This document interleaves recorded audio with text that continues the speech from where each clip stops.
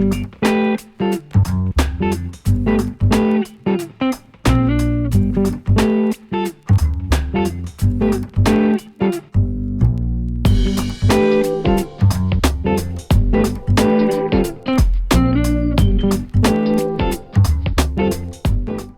everyone, and welcome back to the channel. I am getting ready for another Jolie project. I have the July cardstock mark kit here. Well, what I haven't used yet. So I'm just going to kind of move things out of the way now, show you what I'm thinking, what direction I'm going right now. I cut one of the white cardstock pieces down into two 4-inch by the 11-inch, just because for the Memory Dex cards they are 4 inches wide, but I'm not certain how tall I'm going to want to make them, so I just left the 11 inches there. I am currently still in the process of thinking, so I have these that I'm going to use as bases, and then I'm going to make 3, so I'll have 1, 2, 3, and I am picking the plainer sides, I guess, because if you flip them over, butterflies, that block print thing, and then this, but I want to use the plain sides for this. I have my pieces cut down there 3.5 inches still, so my Memory Dex will still be at least 3.5 inches tall, I think, but I am going to just back things like that. So I cut them 4 inches wide. All 3 of these will be some form or another of that there. I'm going to be using words, some of the cut apart words there, words, phrases. I don't know. Oh, there it is. I'm thinking some of these, and possibly maybe cutting shapes out, circles or what have you, maybe out of the scrap pieces, and then adding some ephemera. But before I get to all that, I want to play with my backgrounds a little bit. I have an idea, I really do. I have the floral trims, Tim Holtz stamps here, and I am going to use, well, I'm going to use both of them. Don't know which 2 yet will be, have the same stamping on them, but I'm going to use both of them in some form or another. I need to work out some spacing here, just so that I'll be able to put it back where I want it when the time comes. These are strong magnets. Holy cow. Alrighty. This white strip I'm just using as a spacer. You'll kind of understand why. Just because I'm not going all the way to the corner. So I need something to use as my line up here. There we go. I think that will work then.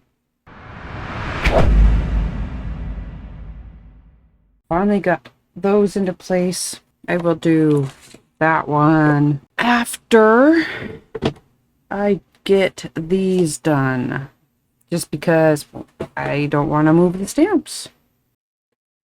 All right, a couple of varieties here. A permanent ink, an archival ink, a light colored one, like a light yellow. This Simon Says stamp, barely beige. It is also a water. It says it will not smear. It is a premium dye ink, archival ink. Stays on. Depending on what colors you're going to use. A light color one works really well for what I'm about to do. I have the 2 out because I have a white paper, which I'm hoping the yellow will show up on a bit. And then I'm going to hope that the beige shows up on that yellow sweater print, at least well enough for me to see.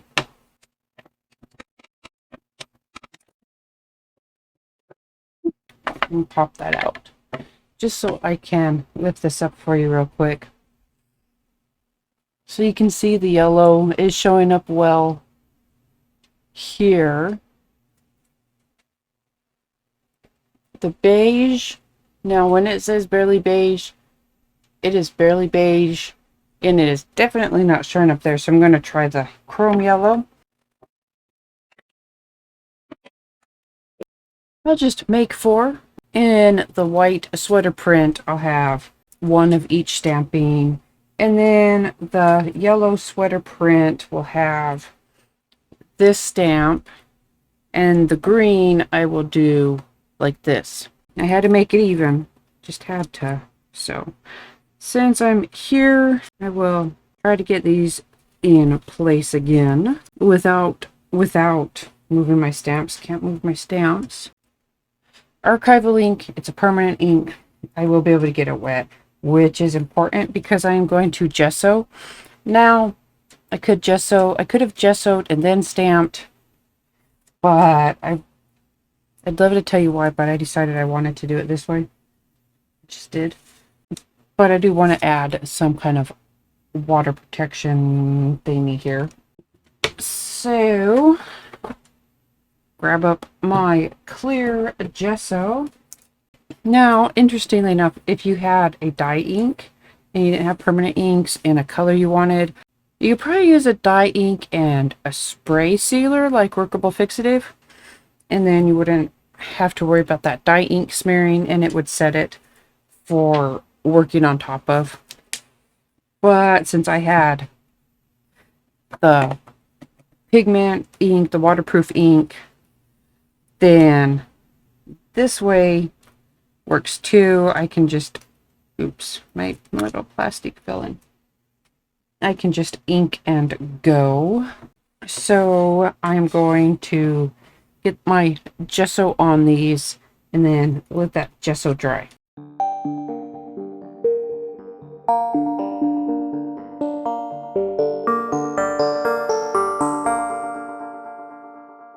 Alright, now, if you're in a hurry, you could heat dry them. I, however, am not going to use my heat gun right now because it's actually kind of late at night and people have already started going to bed around here. So I will just let these air dry overnight and then come back in the morning and hopefully be able to tell you what I'm doing. I may just do what I need to do and then have to voice over. It kind of depends on what's happening in my house when I get around to that. But one way or another, I will figure out how to tell you what's going on, what I'm doing, and yeah, we'll see. We'll see. Okay, so all I'm doing to start is adding just some water. I'm using a water brush to help direct it. Keeping them initially separated, you can see how I have my starting water separated. Starting puddles, whatever, you know. And I don't want to necessarily drop this in and have it full strength. I guess we'll say full strength. So I'm just going to add my Botanical Stains from this month's mixed media kit into my little palette here. And I'm going to grab a few brushes, just regular brushes. I'll put some water there. There we go.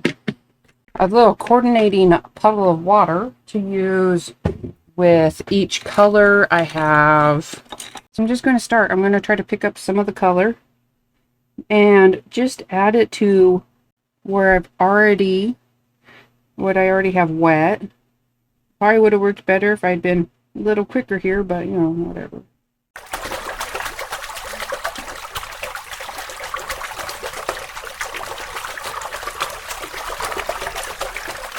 It doesn't have to be perfectly inside the lines because of the embossing that I will be adding on top, which is why I left my stamps in place. But I don't want it to be an even solid color in the petals, if that makes sense. So I will just work a little bit at a time here, adding water to the leaves and the petals, adding some of the Botanical Stains and letting them just bleed through my water and dry mostly naturally. I think mostly naturally. For the leaves, to create a little bit of a greener hue in them, I just mix in a little bit of the marigold with the woad blue, and it creates a greenish color, not a true green, but you know, greenish. I'm going to work on, I think actually, I'm going to do it a couple ways for you. I think I will. I'm going to have to remember which ones were paired together, I guess I should say. So that one, and there, okay. Another way you can do this, and this has a lot to do with how thick you're going to want your embossing powder if you're going to be embossing, I guess. You don't have to emboss. You could do the watercolors and then just add an ink on top, a darker ink, a matching ink, a what have you ink. But I kind of had a specific idea in mind for mine.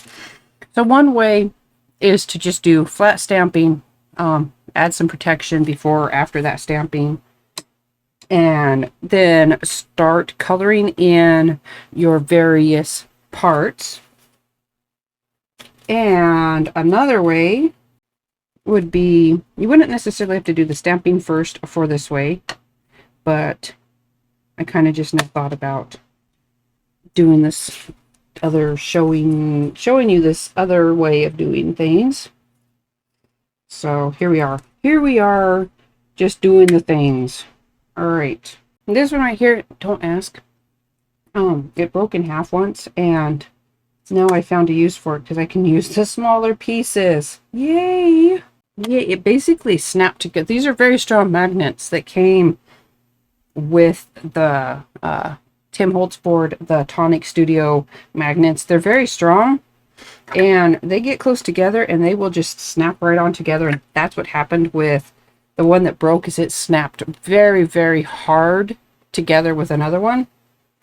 Anyhow, it works now. So I have these back in place. So option number 2 for adding some color, I don't think it's really going to matter. It won't matter what you use, really, depending on the color of your embossing powder, and whether it's going to be an opaque embossing powder, or say if you use the embossing glazes, then the color underneath might matter a little bit.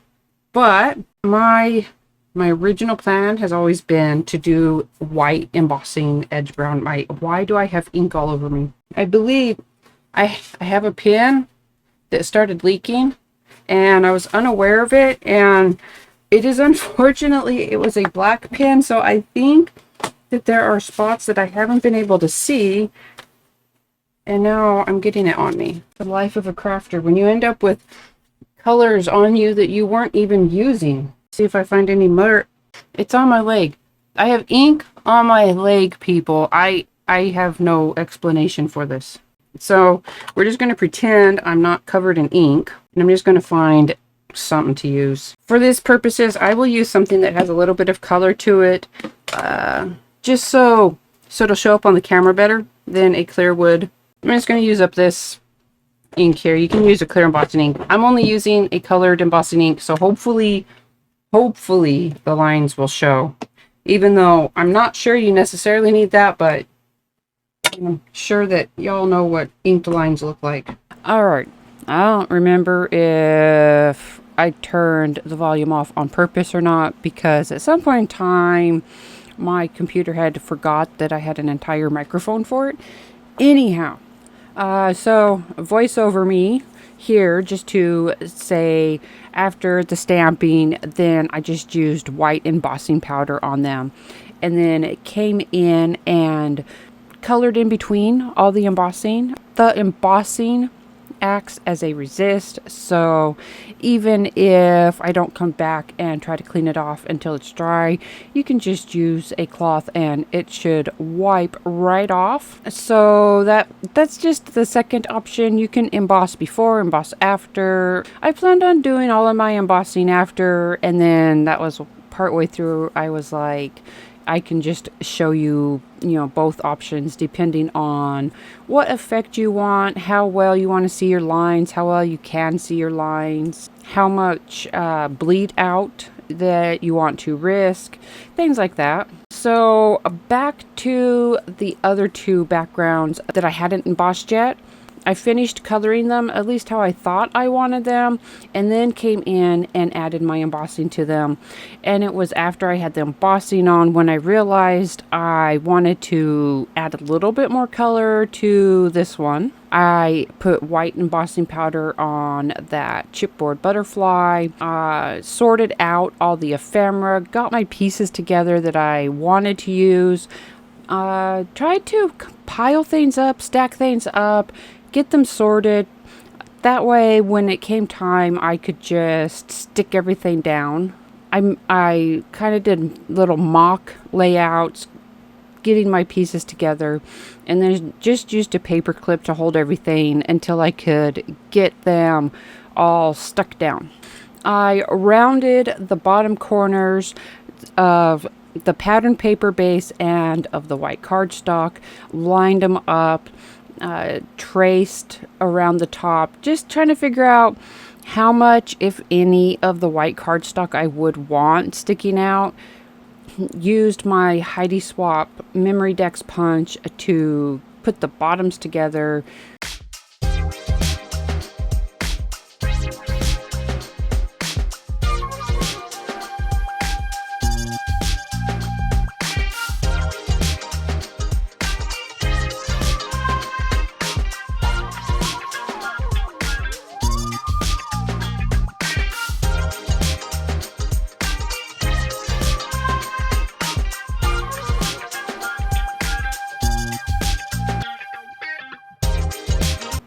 This one is the one I add the butterfly on. I just glue it down, weigh it down while I continue assembling all of the other Memory Dex cards.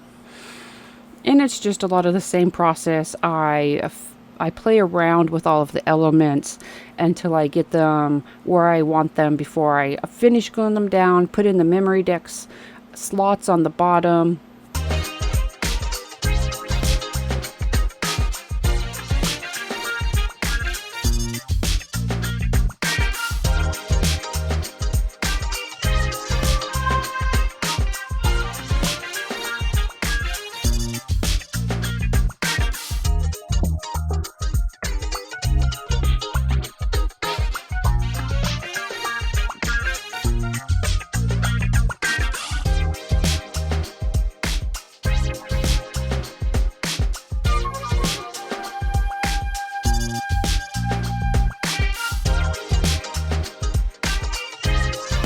On some of the words that I had cut out, I added some glossy accents to give them kind of a faux enamel look. On my butterfly, I wanted to fill in the wings so that it would stand out against that background a bit more.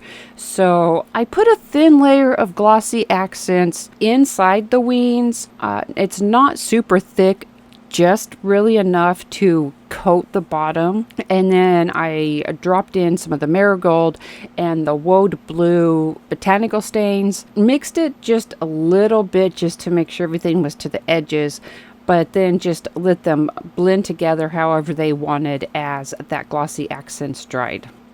On this card, I started with the black pencil, smeared it around, and then I decided to come back in with the black bean botanical stain and use that to kind of grunge up this card, darken those edges.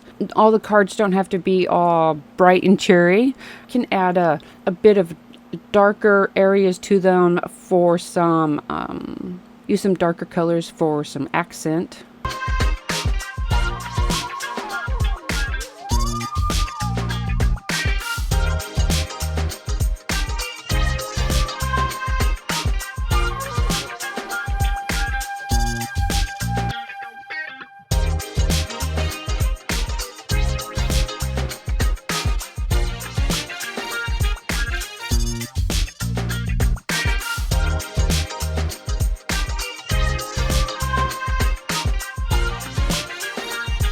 This one, I just made a squiggly line on the top, just hand drew it across. It's the card that says dreams, so I just kind of thought a little kind of squiggly cloud looking top on it would work with that. Glued all of it down. I have the dream that is across the flower with glossy accents on it. It helps, you know, give it a little strength and shine. I used the woad blue on the top to just add some accent color. Let it bleed on however it wants. I added some water just to help it spread out some.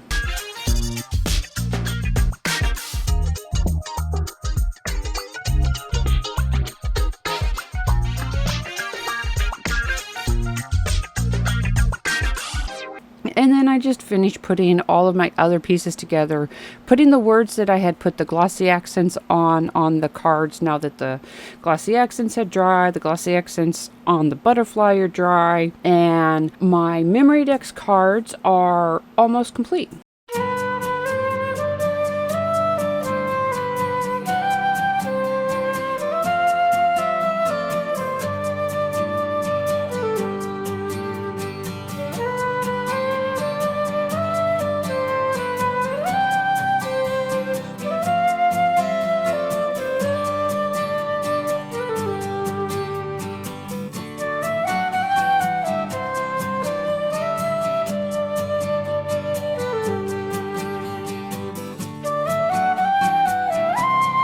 And there they are. Everything is glued down. Everything is dry. I have my 4 cards finished. Using items from the same kits, I used the Cards, Tags, and More kit. I used the Mixed Media kit, but I created 4 different cards. They each have a different feel to them. A couple of them are brighter. A couple of them have a little bit more of a grungy look on them. I hope that you enjoyed these Memory Decks cards and they gave you some ideas of what you can make using the Cards, Tags, and More kit this month and using some of the Botanical Stains from this month's Mixed Media kit. Don't forget to subscribe to the channel and turn on notifications if you haven't already. Give us a thumbs up and feel free to share this video. Thank you, and I will see you again in August.